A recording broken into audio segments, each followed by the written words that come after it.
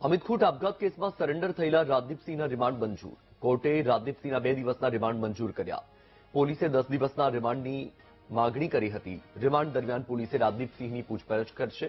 2 દિવસ પહેલા રાજદીપસિંહે પોલીસ મથકમાં કર્યું હતું સરેન્ડર. અમિત ખૂટ કેસમાં છેલ્લા 4 મહિનાથી રાજદીપસિંહ ફરાર હતું.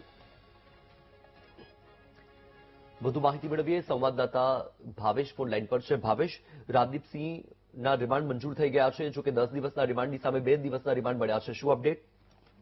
ચોક્કસથી વત્સલ, જે પ્રમાણે જે રીબડાનો પાટીદાર યુવક છે અમિત ખૂટ, તેને આપઘાત કરી લીધો હતો. સમગ્ર મામલે રાજદીપસિંહ જાડેજા અને તેના પિતા અનિરુદ્ધસિંહ જાડેજાના સુસાઇડ નોટમાં નામ લખ્યા હતા. એટલે કે અગાઉ અનિરુદ્ધસિંહ જાડેજા છે તે જેલમાં સરેન્ડર થયા હતા અને 2 દિવસ પહેલા રાજદીપસિંહ જાડેજા છે તેઓ પણ જે કહી શકાય છે કે જે ગોંડલની તાલુકા પોલીસ છે ત્યાં તેમને સરેન્ડર કર્યું હતું.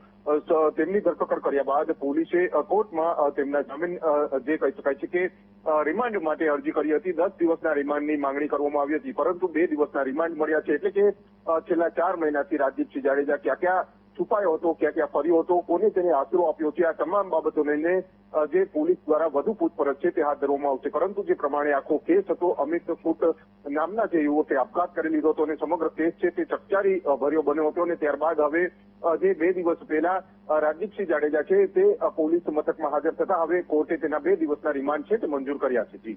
જી બિલકુલ થી ભાવેશ, માહિતી બદલ આભાર.